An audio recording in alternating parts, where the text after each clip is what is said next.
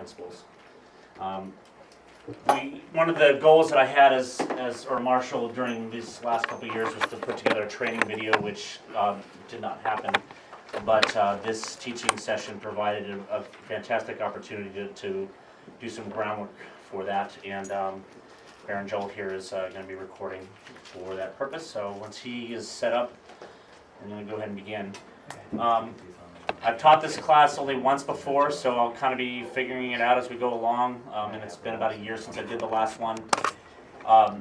It went 2 hours the last time I did it, but I was also thumbing through a binder of printed out materials as opposed to working with a projected set of PowerPoints, and we did have a lot of discussion. If we don't get to certain things, it won't be the end of the world. I can make some of these training materials available to people to get from the web or something like that if we don't cover materials here. So, anybody have any questions before we get started? I've got one, but it may have to wait, but I'll ask it anyway. Fair enough. Because you put up there Western Conventions of Heavy Fighting. How much different is it from Onstiora? It won't be tremendously different. We take the SCA minimums and then augment them from there. So you'll probably see some cultural things different from Onstiora's, and this is probably the section of the class that will be the most different from Onstiora than the rest of the materials we'll be going through. And I'll do my very best to point out stuff that I think might be unique to the West Kingdom. I can't say whether or not things exist in Onstiora, having never really played in Onstiora. So. Well, I only ask that because my training from Sir Carl de Gaulle. Okay. Well, try to do your best to think about what you were taught when I have a better idea of how things. Like I said, this section here will probably be the most unique part of the class today. Any other questions before we get going? Okay. Feel free to actually. Why don't we go ahead and prop the door open? I know there's a little bit of noise out there, but it's kind of warm in here, and I might actually open these windows too.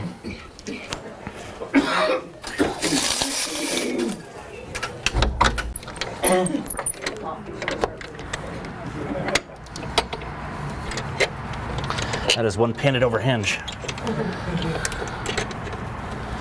I'll get some air going in here. If it does get loud, I'll just talk louder. You ready to go, Joel?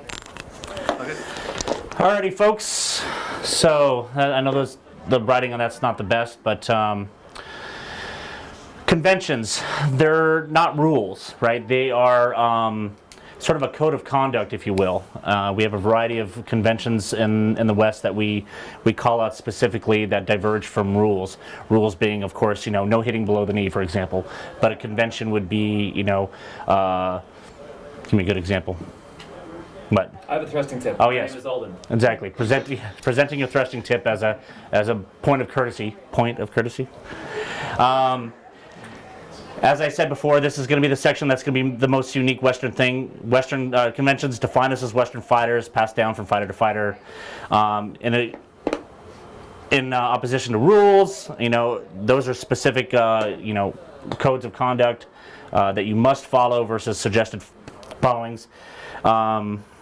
Conventions make us Western. Rules keep us safe. Yep, there you go. And the reason that we do record them is so we understand what the typical conventions are in the kingdom here. Here's a good example of a Western convention that is used sometimes, but nowhere near universally. Helms is worn. As the rules state for calibration, you're expected to be wearing, or soon to be wearing, a conical helm with a nasal, a chainmail drape over the face, and then a chainmail hauberk over heavy leather. That's SCA-wide minimum, calibration convention. In the West, we sometimes have a convention that can be called out for specific events, and it has to be announced ahead of time and is only for that event. And it's typically something that, for a crown, as an example, the sovereign will determine, or it's not something you typically see a marshal in charge putting into play. For smaller events like a baronial championship, you'll maybe have the baron or baroness decide that will be the case. And what it means is, if you're wearing a closed-faced helm, for example, you can take a heavier shot to the face than you would with the assumed open-faced helm that we are typically wearing.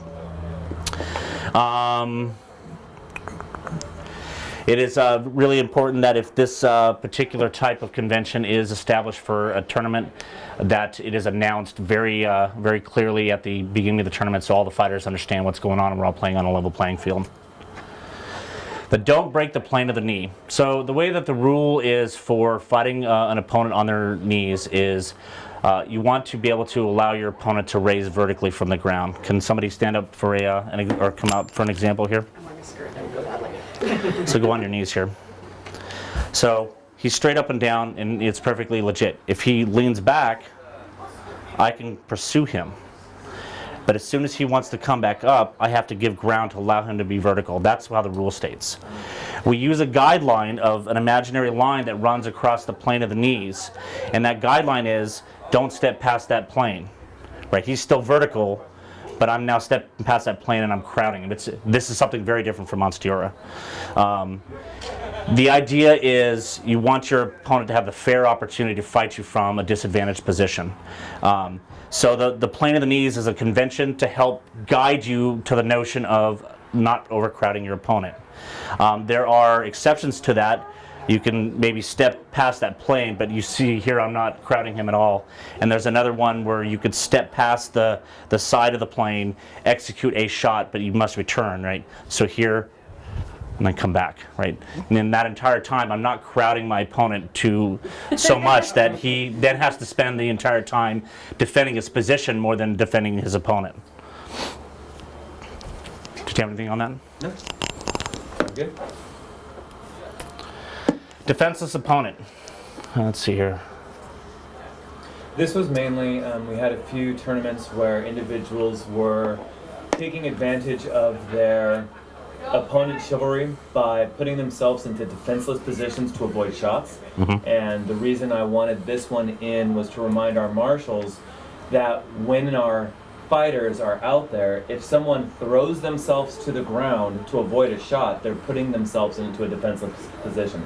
If they are doing something that is causing them to consistently be in a place where they cannot fight back or defend themselves, that's actually dishonorable to the person who's about to kill them, but oh, I can't hit him, he's defenseless, he's tripod, he's got 3 down, or he's fallen over a 3rd time in a fight.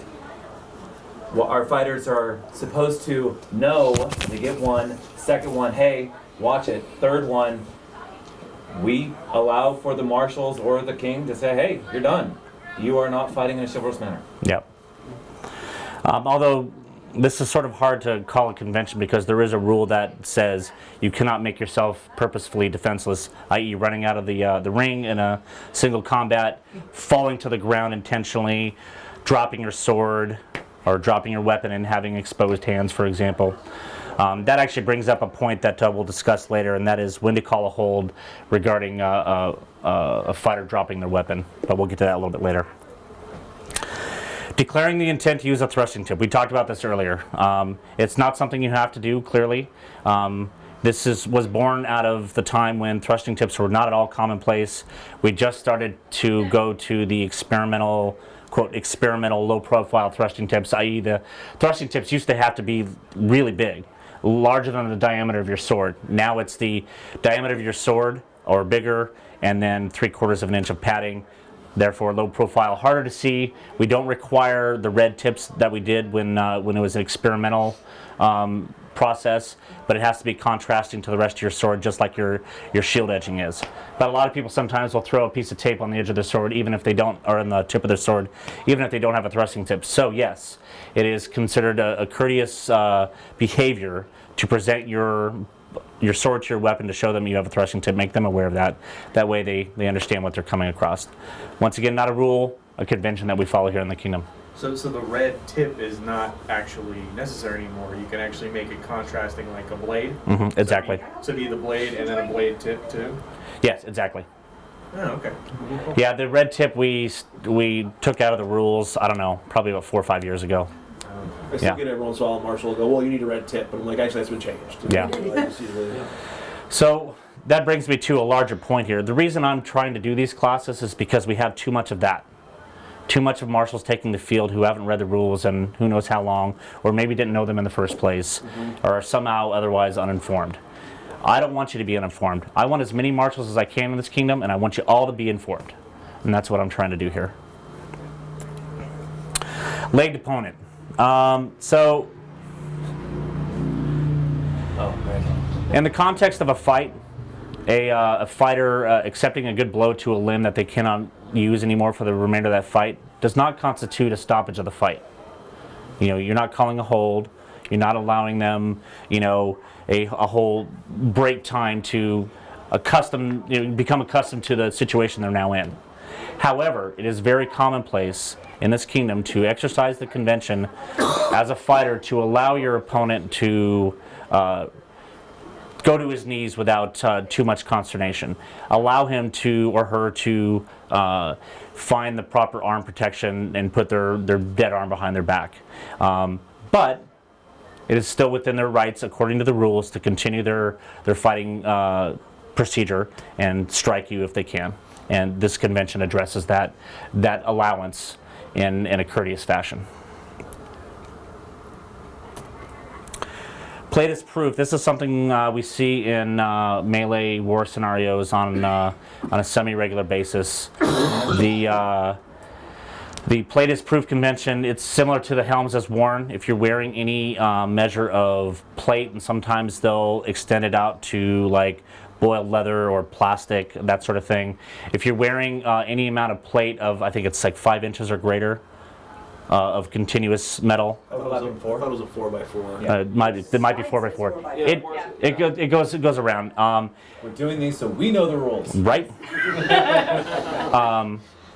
So this is a convention that is sometimes put in place. As with helmets as worn, you want to make sure that this is announced prior to fighting commencing for the given event, or even sometimes they'll do it just for a battle, right? If they have like a big fjord battle where they're forcing guys to, you know, walk on their knees across a large trench and they're basically sitting ducks.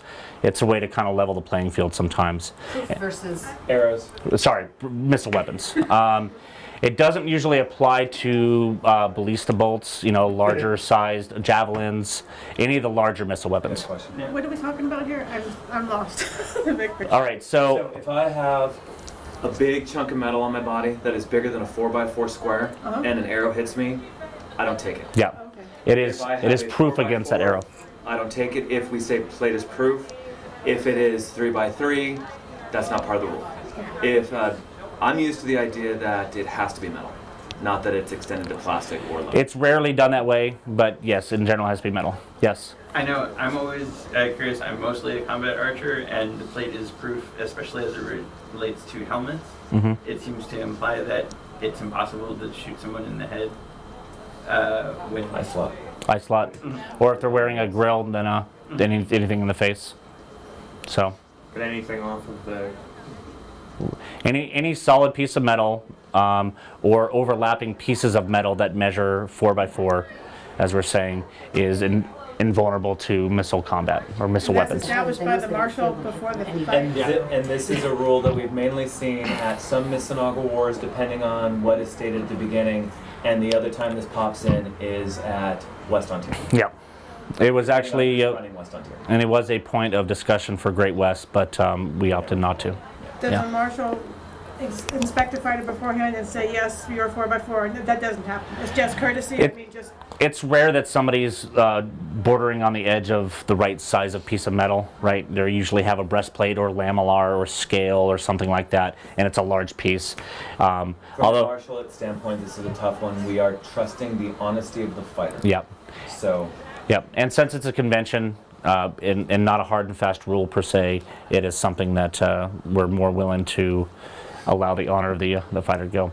It's a funny story though. I used to have a pelican medallion that was huge, giant piece of bronze, and I don't wear any armor other than padding on my upper body. And I wore this out to a West Ontario war where plate is proof, and I got shot in the pelican medallion and was, anyways. Dead on the ground. This is actually a war, or actually a rule, not a convention, to be honest. It is a function by which you can safely declare an opponent dead once they have fallen to the ground and are somehow prone or disabled. Tripoding, for example, falling all the way back, falling all the way forward.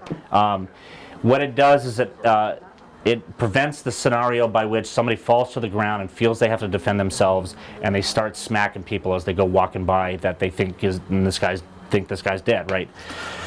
Because you're not allowed to strike anybody on the ground, and you're not allowed to strike anybody from the ground. So this is a function by which you can, as I said, safely declare them dead. They've clearly been bested as they've been knocked to the ground. The place where this becomes somewhat of a convention in the West is that we don't do it. As from a fighting standpoint, our culture really encourages our Western fighters, don't do dead on the ground. Get your opponent's attention, fight. It's a very Western idea. This is just reminding people that when you are going to foreign wars, you might have someone run up behind you, grab you from behind, yell, oh, I'm sorry, dead on the ground. I apologize. And we'll get there. So what he was, I think, really getting towards was dead from behind, which is another rule that allows you to safely kill somebody if you've gained a positional advantage on them without striking them blindsided in the back of the head or neck or body, which is something combat archers really like. yeah. It's extraordinarily painful and really disturbing to get blindsided by a weapon of some sort. So the killing from behind method, if somebody wants to stand up, and I'll show this one. So I've wrapped around to the backside of this guy's line, and I don't want to I can't smack him in the head. I have the option, if this rule is declared as an option for war, and it's not universal, go up behind him and I have to control him somehow. I can't control him by grappling. This is not expressly forbidden by the rules of the SCA. But I have to control him by having like my body, my arm, something firmly against his back so I can kind of control his movement if I need to. Present my weapon in front of his eye slots very clearly and then loudly say, "You're dead from behind." And what Heinrich here was mentioning is, it is very commonplace. It's a cultural commonplace thing in the West that we find that to be a distasteful behavior. What I'd rather see happen, what I think is a lot of Western fighters would rather see happen is, I'm going to fight you now, okay? So that's why we're talking about a rule as a sort of convention thing. The convention is more not taking advantage of the rule. And maybe what I was thinking with regards to dead on the ground is reminding not only our fighters but our marshals, you actually have to verbalize. We have a lot of situations with our rough and tumble sport where people get knocked over. But just because they're knocked over doesn't mean anything. They have to be recognized dead on the ground. The fighter has to stop for a second. Yep. They can't just knock over and move, because that guy's going to pop on up and say, "Nobody said anything, I'm alive." That's exactly it. And then you get people all mad. Next thing you know, he's killing you from behind. Been there, done that. Right?